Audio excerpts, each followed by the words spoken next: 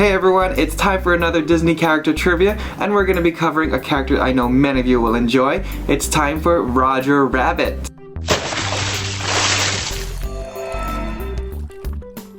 If you didn't know, Roger Rabbit made his silver screen debut in the film Who Framed Roger Rabbit. However, the character Roger Rabbit and all of his friends were originally from a novel by Gary K. Wolfe, who censored Roger Rabbit. But characters such as Judge Doom, R.K. Maroon, Dolores, and the subplot for the whole transit system were inventions for the film. Time for the facts. The novel wasn't even published yet when Roy Disney already knew he wanted to purchase the rights to the book. When Disney pitched to Warner Brothers the idea of having Bugs Bunny make a cameo appearance in their film, they were outright rejected. And it wasn't until Steven Spielberg joined the project when they were not only able to get Bugs Bunny, but the entire cast of the Looney Tunes for the film. When Bob Hoskins, the actor for Eddie Valiant, would grab Roger Rabbit, he had to make sure that he would grab Roger like this, not like this, because it would cost the studio more money to animate Roger in between the fingers. Charles Fleischer, the voice of Roger Rabbit, actually dressed up in a full Roger Rabbit costume when delivering his lines off camera. The ingredients for dip, turpentine, acetone, benzene, are all paint solvents and thinners, so it makes sense why it can actually kill tunes. Mrs. Herman, Baby Herman's mom, was voiced by April Winchell. April Winchell is also the daughter of Paul Winchell, who is best known for being the original voice of Tigger from Winnie the Pooh. He is also the first person to invent a mechanical artificial heart. Throughout the film, there are many characters such as Mickey Mouse and Bugs Bunny who make very obvious cameos. However, there are also many that you might miss if you blink. One of my favorites is when Maleficent's goons pass by Eddie Valiant on the studio lot. Other quick appearances include the crows from Dumbo, Mickey's Orphans, the Cupids and Pegasus from Fantasia, the Groundhogs from Song of the South, Snow White and the Evil Queen, the Three Little Pigs, Mr. Toad, and the Seven Dwarfs, amongst many others that would take too long to point out. Just after Benny the Cab, Eddie Valiant, and Roger Rabbit escape the weasels and the police, they end up on this bridge, which actually is leading to the site of the 1930s Walt Disney Studios on Hyperion Avenue, where Snow White and Mickey Mouse were animated. In the handful of Roger Rabbit shorts released, such as Tummy Troubles, there are plenty of gags that are inserted by the animators. Typically, these gags can be seen only for a few frames and would be easily missed unless you freeze framed them. Are you ready? Because we're about to go through many different secrets of Roger Rabbit's 3 shorts. Tummy Troubles. As Roger first visits Baby Herman in the hospital, he goes by a dressing screen with Mickey's shorts over it and his shoes next to it. The wall chart changes from a mouse diagram to a drawing of a rabbit brain depicted as a peanut.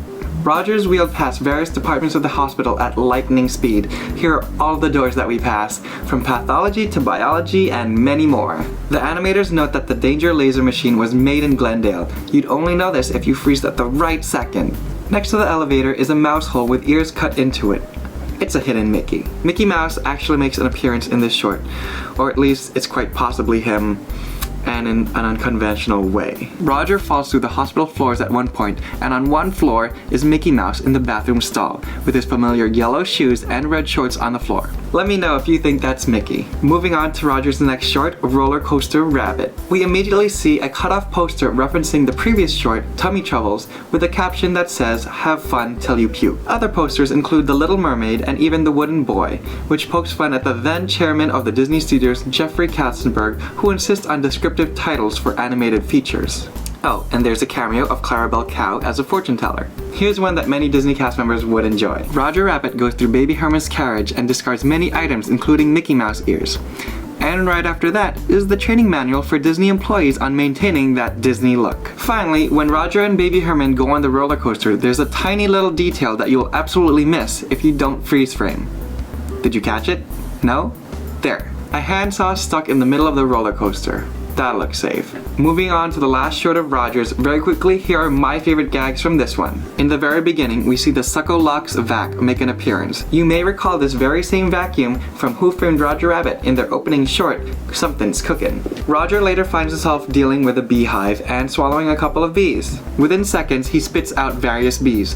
Once again, if you freeze frame on these bees, you'll notice that many of them are different characters. One of them is Mickey, the next one is Genie in his bee form, and then is Evinrude from The Rescuers, ending with Tinkerbell. Finally, Roger later takes a log ride, and the animators couldn't resist putting a Splash Mountain joke that can only be caught by freeze framing once again. I hope you enjoyed all of these gags. There were many more, but I couldn't fit them in the video, and I actually wanted to give a big thank you to Gary Wolf, creator of the Roger Rabbit characters, who helped me make this video. So thank you, Gary. And by the way, if you guys didn't know, Gary just released another sequel to his Roger Rabbit novels with one entitled Who Whacked Roger Rabbit. So if you're interested in reading up on it, the link to purchase it is down below in the description. Definitely check it out. You also might want to give a listen to the interview that we had with Gary at Modern Mouse Radio, where we talk about the film, the future of Roger Rabbit, and where exactly the rights to Roger Rabbit are today. Link for that is also in the description. And of course, leave a comment in this video if you're interested in winning an unbirthday button.